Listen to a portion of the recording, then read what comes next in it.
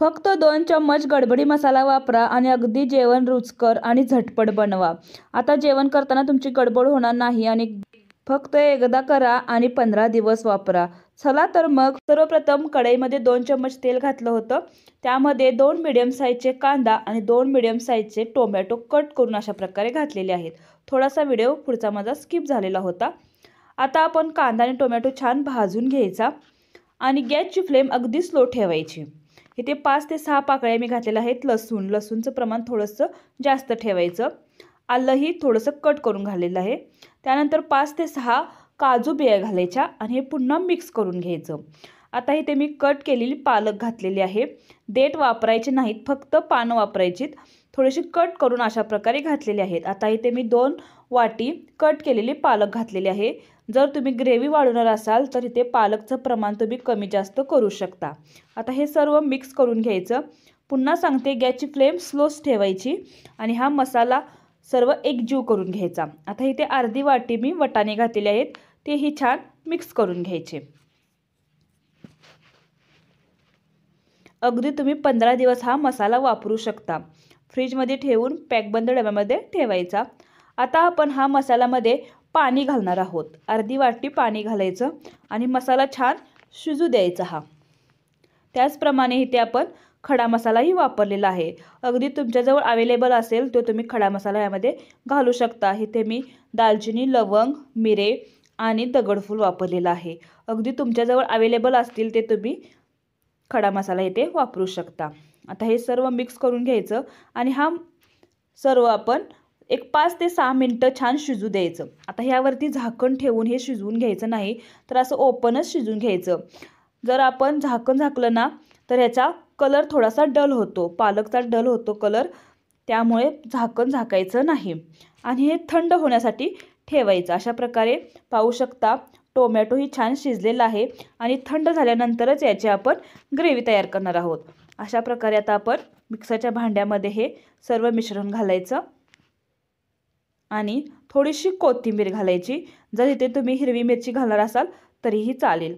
आता याचं आपण बारीक वाटण तयार करून घ्यायचं। पाहू शकता इथे पाणी वगैरे काही वापरलेलं नाही। अशा प्रकारे आपण हे मिश्रण तयार केलेलं आहे। आता आपण कढईमध्ये 2 चम्मच पुन्हा तेल घ्यायचं। त्यामध्ये पुन्हा आपण खडा मसाला वापरणार आहोत। अगदी अवेलेबल असेल तर तुम्ही खडा मसाला यामध्ये घालू शकता। त्याचप्रमाणे 1 चम्मच जिरे, तमालपत्री, त्याचप्रमाणे आपण जो मसाला तयार केला होता तो घालायचा। आता हे सर्व आपण एकजीव करायचं। गॅसची फ्लेम स्लो ठेवायची जेणेकरून हा मसाला खाली लागणार नाही। आता हे सर्व मिक्स करून घ्यायचं। आता आपण थोडंसं भांड्यामध्ये पाणी घालून थोडंसं भांडं आपण खंगाळून घेणार आहोत। थोडंसं पाणी घालायचं, एक अर्धी वाटी, आणि पुन्हा मिक्स करून घ्यायचं। हा जो मसाला तयार करतो ना तो अगदी आपला 15 ते 20 दिवस राहू शकतो। त्याचप्रमाणे तुमचं जे जेवण होणार आहे, जी भाजी होणार आहे ते अगदी चविष्ट लागते। थोडंसं तेल सुटू द्यायचं हा मसाल्याला आणि नंतर यामध्ये चवीनुसार मीठ, लाल तिखट 2 चम्मच, अर्धा चम्मच हळद, गरम मसाला आणि धने मसाला, धने पावडर, अशा प्रकारे हे सर्व मसाले आपण घालायचे आणि पुन्हा हे मिक्स करून घ्यायचं। अशा प्रकारे सर्व मिक्स करून पुन्हा हे आपण 5 मिनिटं झाकून ठेवायचं। पूर्ण तेल सुटेस तोपर्यंत हा मसाला आपण भाजून घ्यायचा। गॅसची फ्लेम स्लो ठेवायची जेणेकरून खाली लागणार नाही। पाहू शकता अशा प्रकारे तेल छान सुटलेलं आहे, मसाला आपला छान शिजलेला आहे आणि हा मसाला आपण थंड झाल्यानंतर पॅकबंद डब्यामध्ये ठेवायचा। अगदी याच्यापासून आपण भाजीही केलेली आहे, याचाही व्हिडिओ आपल्या चॅनलवर आहे, जाऊन पाहू शकता। त्याचप्रमाणे इथे मी साहित्यही दिलेलं आहे। आणि जर तुम्हाला हा व्हिडिओ आवडला असेल तर जुगाड रेसिपीला जरूर सबस्क्राईब करा, लाईक करा, कमेंट करा। अगदी गडबडी मसाला आपला तयार आहे।